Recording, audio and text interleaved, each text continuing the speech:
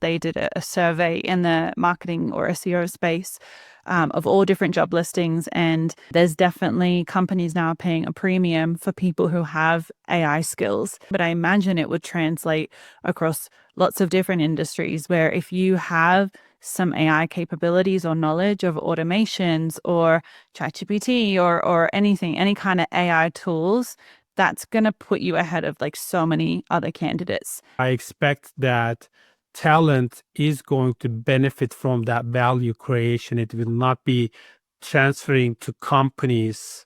All of the value is not going to be transferring to the companies. If you're enjoying the show, hit subscribe so that you never miss an episode. You'll get the latest on marketing, AI, and how to grow your business. It only takes 2 seconds and really helps the show grow. So please hit subscribe and then continue listening. So Anil, welcome to the podcast. Great to have you. So you are a former startup CMO, which we just talked about, but now you're running a recruitment agency. How did that happen? Like what made you switch from one to the other? Because they seem obviously a bit different. They are, and it wasn't this sort of grand plan that I constructed carefully over a decade or so. It was to a certain extent accidental, and I felt like I was working with a trend and just wanted to be part of it. So long story short, I come from a tech marketing background, spent my career early in my career at big tech companies like Amazon, and later in life at VC-backed startups in marketing leadership roles. And after COVID, after 2020, I found myself when I was leading marketing teams, predominantly, hiring outside of US. And I've done that for about 3 years and developed conviction that one, remote was here to stay. Two, global talent arbitrage was too good to ignore. And I thought more marketing teams and marketers and founders should deploy the hiring strategy that I used, and decided to turn that into a business, basically. So over the last 2 years ago, I started Brite. We are mainly right now a staffing agency focused on helping US-based startups hiring elite marketers from Latin America. And that was totally coincidental. That's cool. I really like that. The pivot, and especially during COVID, I think that was a bit of a shakeup for a lot of people, myself included. That was when I shifted from my background was in accounting, and it was like, oh, this big thing happened, and it was like, oh, I think I want to like shift careers and start my own business, and so that's similar for me too. And so, how are you finding working in the recruiting space? Like, what's it like? How are you finding that? I mean, generally speaking, I so like at times I position ourselves or pitch the company as a anti-recruiting agency. To be frank, a lot of operators in the recruiting space don't have a great reputation, and generally speaking, I see a lot of areas or the fundamentals of what recruiting agencies do as being broken. And my goal is to create a new generation, a different recruiting agency. So long story short, the things that I found really broken is the fact that most of the times recruiters are generalists, and they have no subject matter expertise in the areas where they recruit talent. Right. To a certain extent, it is designed or constructed as almost like a sales role. And a lot of recruiters, talent acquisition people, come from sales backgrounds, and they operate on a primarily all commission-based compensation structure, which basically incentivizes the role to be a very transactional one. And to be frank, when I was in the operator seat and was approached by either internal or external recruiters, I've most of the time found myself avoiding them because many, overwhelming majority of them did not really add value to helping me build a really robust talent pipeline because they don't have the subject matter expertise. So, what we are trying to do at Brite is that, you know, uh, uh, uh, I'm not a recruiter. I'm a former marketer myself. I've done the job as an individual contributor, later as a team lead, as high as a CMO, and we come in with that subject matter expertise in mind. We don't do other roles. We, primarily focus on marketing roles, and we act as hiring managers.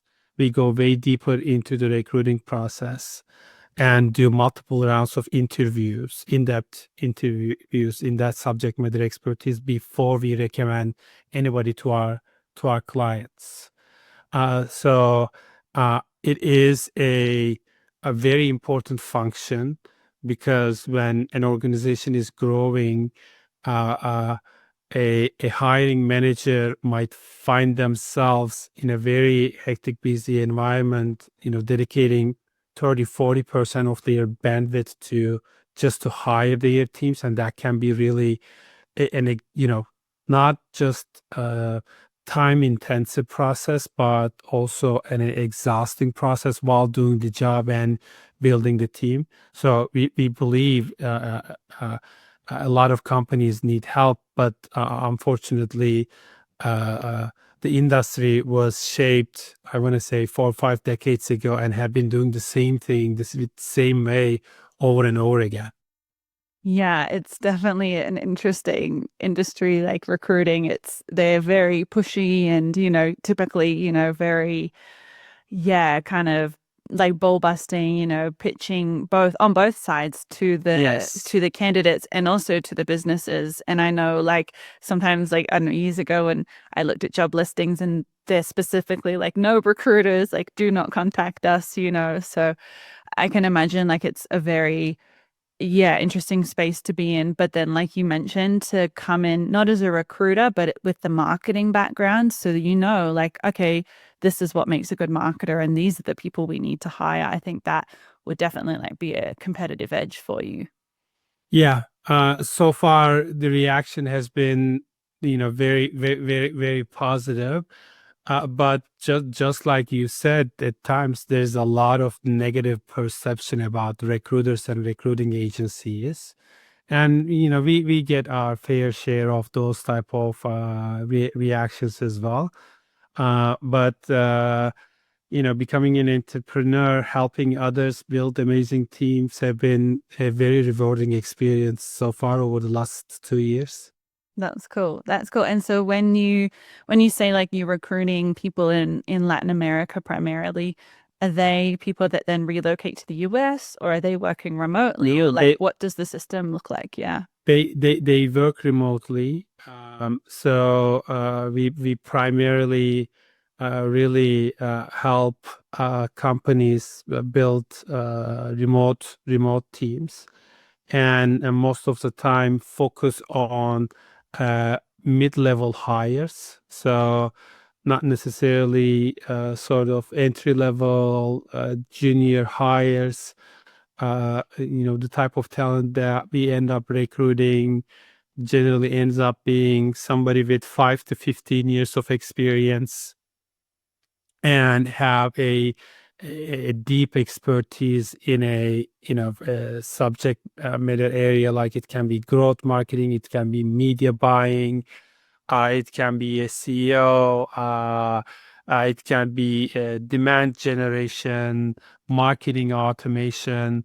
Mostly focus on, I would say, marketing roles that have some sort of technical expertise component to it. Yeah. That sounds cool. And I think a lot of businesses would benefit from, yeah, hiring staff in another country like Latin America, like you mentioned, because the cost is so much lower. Do you find there's any like resistance from companies who maybe don't want to hire or like what's kind of like the pros and cons? Yeah. Yeah, absolutely. So one of the main sort of resistance that we come across is this notion that because they are hiring from let's say, Colombia or Argentina or Brazil, amazing talent in all three markets, uh, there is this sort of um, um, not expectation, but there is this hesitancy that, like, will they be the same quality or high quality? Right. And, I'm an immigrant myself. I'm originally from Turkey, moved to US 15 years ago. And, what I share with everyone is that, like, if you think I'm this unique genius who came from Turkey to US and built a good career, you are mistaken. Talent is everywhere, Mm. but opportunities are not. As long as you set up the right recruitment process, you can hire amazing people that tend to live in a much lower cost base. So it allows you to build amazing team at a fraction of the cost. But unfortunately, still for marketing, it is early days when it comes to hiring nearshore, offshore talent. It has become more of a mainstream action in more technical roles like software development. But for marketing roles, I still feel like it's early days and it's nowhere near mainstream.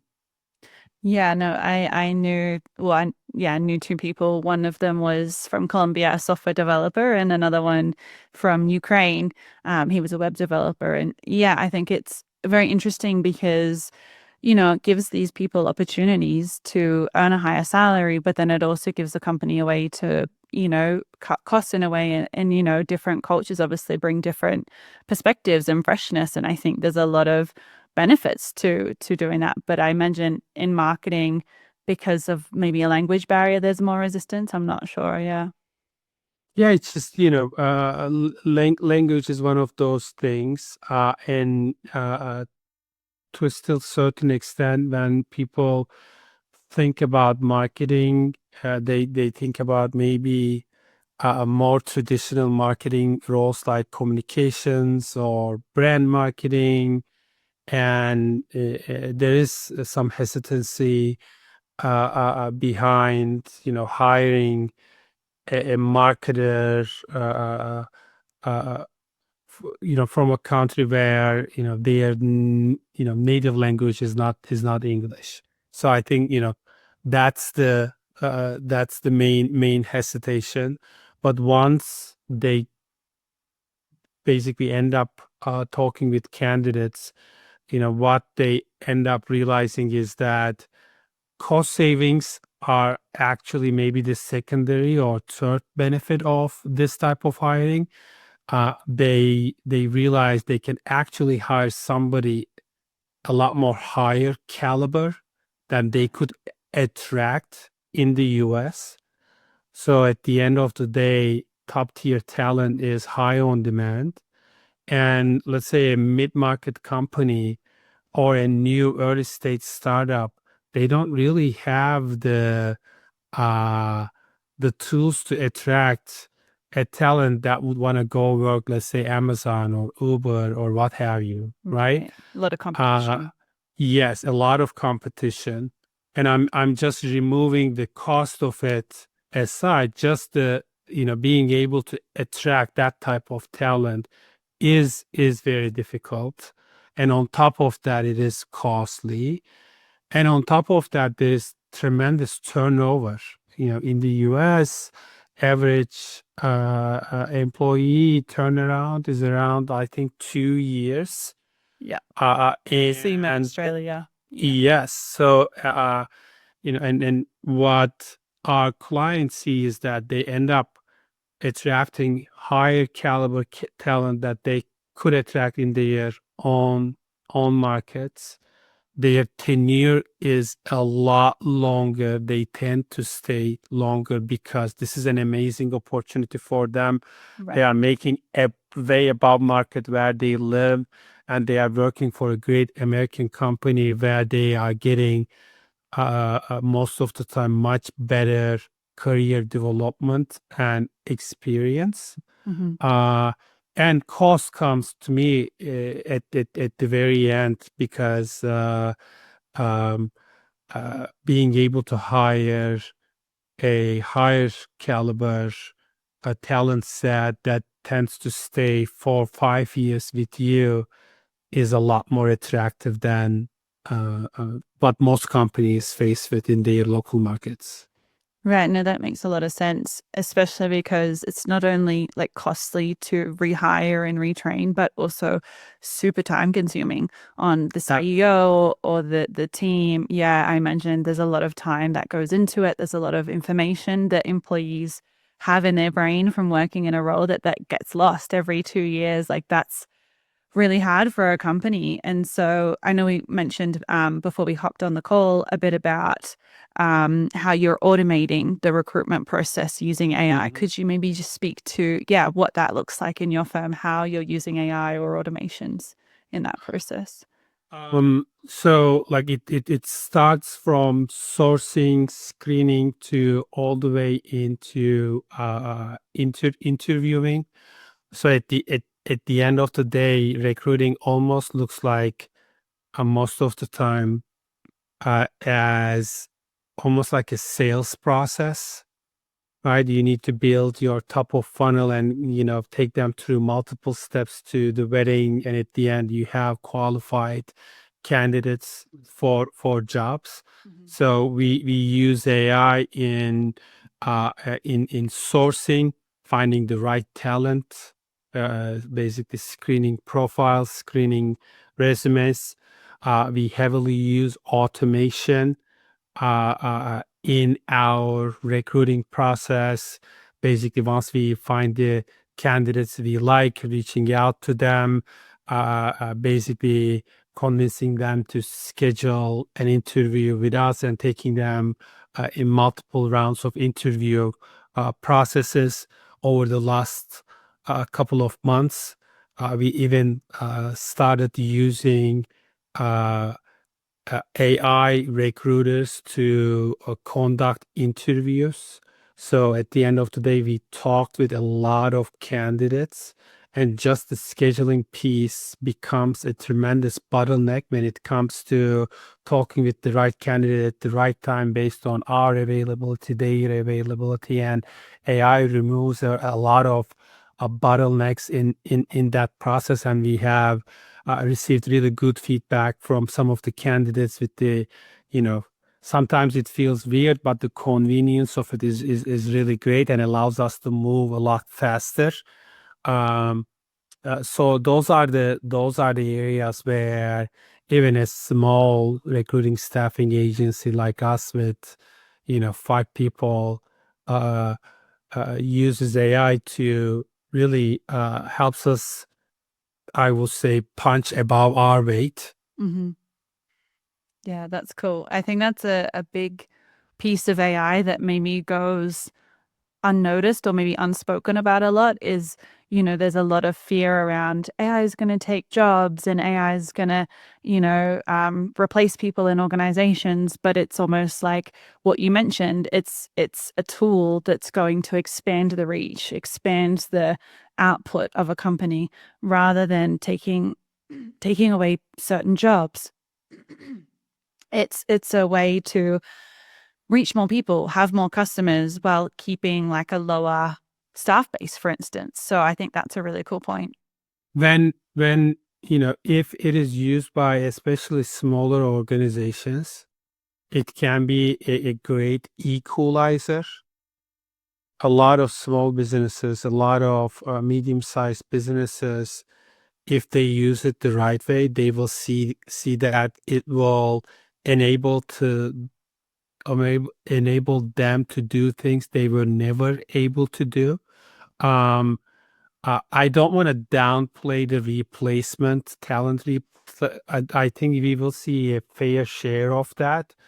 But my Still hope, very real. yeah, it is very real. It is going to be a disruptive, probably the most disruptive technological shift that we have seen in our lifetimes Yeah. over the last couple of decades, definitely.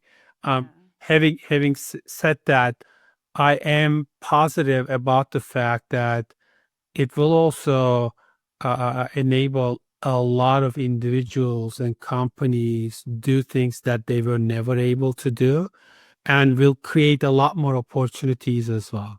So I would expect over the next couple of years a significant increase in number of businesses getting created, small teams being able to punch above their weight and being able to outcomes that they would never be able to achieve.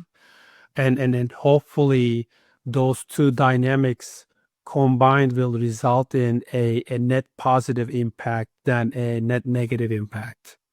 Yeah, no, I think that's a good point of, like definitely there's going to be like an impact on the job market, especially entry level roles. But also, yeah, that capacity piece of you mentioned punching above their weight. I think, yeah, it's going to be interesting, and obviously it's hard to predict just what the impact will be. Do you have any thoughts on, because obviously AI agents are coming out and you're a Mhm. recruiting firm, so you're obviously working with human talent.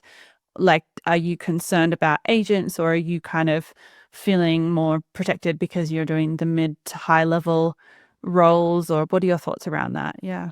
Yeah, I mean, so I right now, as of today, I feel like there is um, almost like an inflationary view of what agents can do. So, you know, today I don't see whole a lot of basically autonomous agents that can basically replace, let's say, a full-time recruiter, right, with experience. Today, it's not the reality. Or a full But marketer. Yeah. yeah, It's not yeah. possible So I, right I now. think it's yeah, I think it's too early. And I'm not saying that we are not going to get there with the rate of change that we are seeing. It's highly possible that under 5 years we are going to be there. Uh, but today that's not possible. What's really possible is to really, if you really understand your workflow well and can define a well-defined process, and you can slice it up in a way that can be accomplished by AI, then it really increases productivity significantly. Yeah. I'll just give an example. We were working last week, working on uh, a new role for one of our clients, where with the use of AI, in less than 3 days, we interviewed 25 candidates. Right. 30 minutes in-depth interview. We know what our interview was, what type of questions we were asking, and the skill set we were looking for. For that, just for that initial interview, that's amazing. But and we would never be able to talk to that many candidates in that period of time without the use of the specific tool that we were using. Having said that, I can't just say, here's the job description, go find me top 5% Right. candidates, reach out to them, get them on an interview, evaluate the results of that interview, and package the ones that are the right fit and put it in front of us. So that, I think, uh, we are not there yet.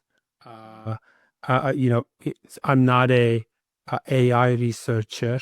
To me, it feels like that's probably anywhere between 3 to 7 years of away.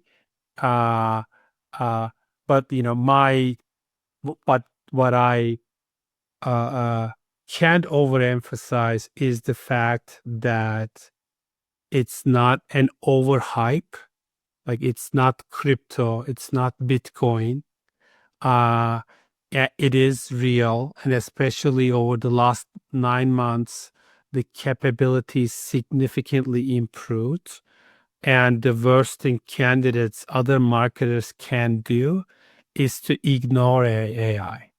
Yeah. It's not something that you can ignore. It's not something you can just sit back and watch.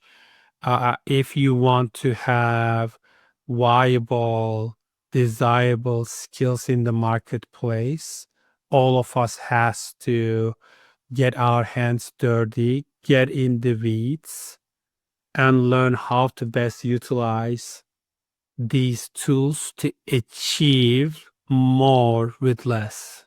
Hmm. I think that's a good point. And I like that I like using AI to help automate, say, the first round of interviews of maybe, looking at, oh, this is a data collection, like an initial data collection. We can just gather this information and then someone can review all of it later, kind of thing. Like, really, I think is something that all businesses can consider of, like Absolutely. those And entry. Yeah. when you think about it, like a first interview is a data collection process. Yeah. You want to ask certain questions and make sure that they have the experience data points that you're looking for. And since we hire similar types of roles over and over again, to be frank, as someone who's been doing like, I don't want to do a first time interviews all day long. That's a type of role that I don't necessarily get energy. It is exhausting, and it almost at times feels like working on an assembly line. It is absolutely necessary, crucial for what we do, but it's not necessarily something that I get a joy out of. And you know, I think there are ways for us to use these new tools in a very productive way, where we use them as thinking partner toward partners, but also for monotonous work, for us to be able to focus on the areas where we find most joy, where we can use our creativity, uh, and also allow us to increase our productivity. And my hope is that since individual contributors can become a lot more productive with the help of AI, I'm hoping that their value to their organizations will increase as well. So for the people who are gaining the right skills, my expectation is that the compensation that they can get from the market, because the value they deliver is a lot higher, there will be a distribution of that value that is created together. And I expect that talent is going to benefit from that value creation. It will not be transferring to companies. All of the value is not going to be transferring to the companies.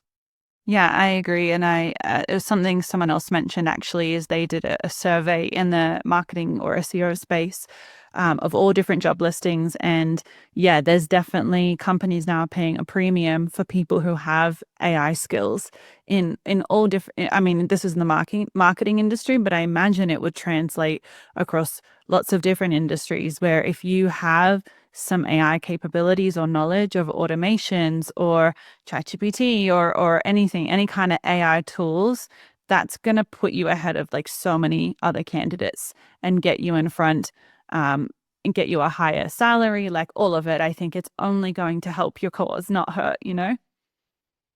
If you are able to basically gain those skills, especially over the next couple of years, I think there will be a higher imbalance of demand and supply of this talent.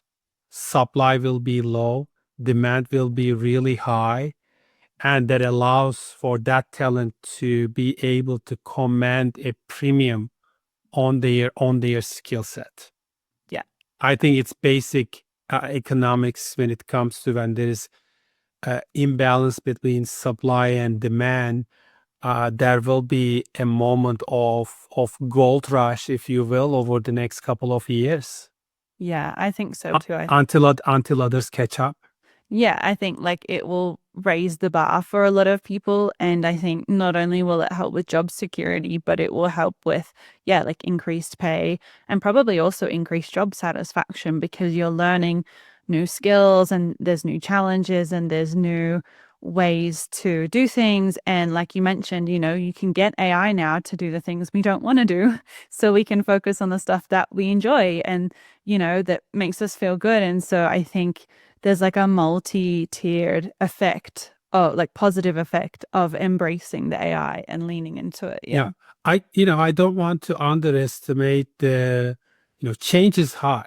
Well, like absolutely. we are hardwired to not change. So it's just, it basically that feeds into our lizard brains. And I don't want to underestimate this aspect of fear in the marketplace. It's going to be a rapid change, and it's going to be a drastic change.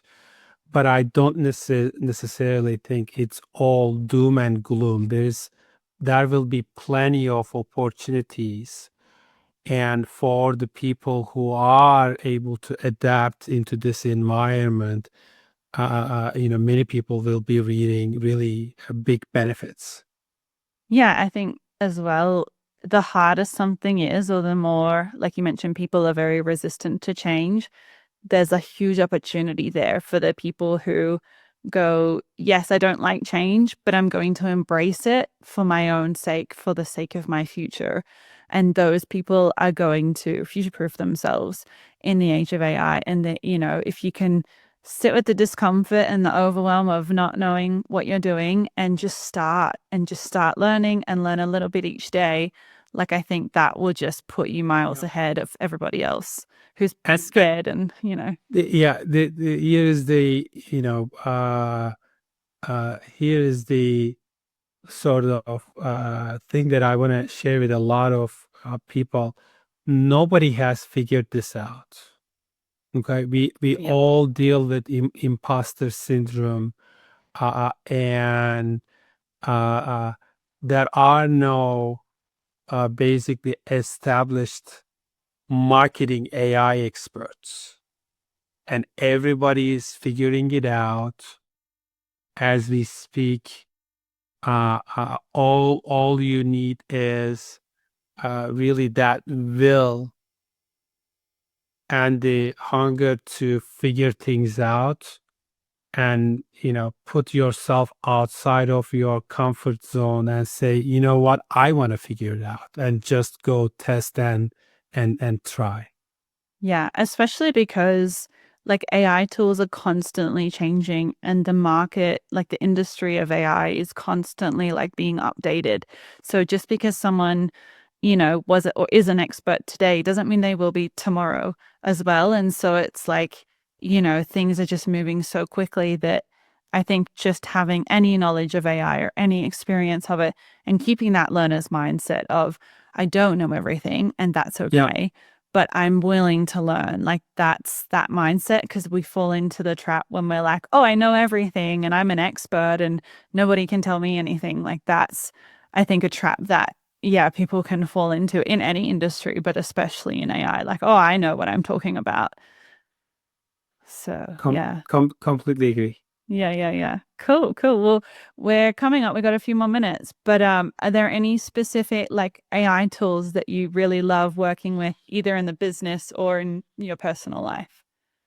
um uh you know couple of tools that I really enjoyed using are in the, I will say, new AI automation space. So relevance.ai is a tool that I really enjoyed using, and helps basically people with non-technical skills to really create AI workflows and use AI in very creative ways. Another tool I can think of is Gumloop, a YC startup similar to Relevance AR, where you can create a lot of AI native automations. And in the, let's say, marketing or go-to-market space, a tool that I see getting used by a lot of sales and marketing teams is Clay, where it allows basically teams to uh, uh, create highly personalized outreach programs at scale. These are the tools that I can think of. Amazing. Yeah. Thank you for sharing. And is there do you have a favorite non-business way that you like to use AI that you can think of? Yeah. So I use ChatGPT to create sort of graphics of my children's artwork. Oh, So cool. I upload a picture of an artwork my children make, and ChatGPT turns that into almost like a professional design. That has been a personal use. And the other thing that I would say is I used ChatGPT to get summaries of books that, rather than reading, most Right. sort of nonfiction books should be actually less than 20 pages. I just said this to someone today. I was like, most books could be a blog post. Yes, Non-fiction, yeah. not most nonfiction should be less than 20 pages. Let's be honest. And I am with AI is a great way to really get the core of a nonfiction book. I think that's really cool. Yeah, I agree. It's something else that I've been using it for, which is sometimes personal, sometimes business, is similar to your book strategy, but I go onto YouTube and especially if it's like a over 1 hour, like a podcast or something, I'm like, I don't really want to sit down and watch this. So I get the transcript off YouTube and I drop it into ChatGPT and ask it to summarize it for me and give me all the points. And then that way I'm like, I can see if there's any new information, if it's worth watching it, or if I can just get everything. And that takes me like 5 minutes. So if anyone's listening and doesn't want to listen to a 3 hour podcast, definitely, yeah, one way. And then I liked the kids pictures too, actually. That reminded me, my mom is doing keto and intermittent fasting, and so I made her like a meme, and it was like a meme of my mom, and she was like a super woman, superhero, and it was just like some funny comment, like a meme, but it was customized to my mom, and it was just so much fun making stuff like that. So yeah, I think that's really cool that you use that too. Yeah. Yeah. And so for people who want to connect with you and learn more about what you do and maybe even hire some people through Latin America, how can they find out more? Where can they connect with you online? Yeah, you can find me on LinkedIn. I'm very active there, very responsive. And if you want to learn more about what we do, you can visit our website at hirebrite.com. Perfect. All right. I'll be sure to put it in the show notes too. But yeah, thank you so much for coming on the podcast today. It's been really fun. And thank you everyone for listening. Thank you so much for having me.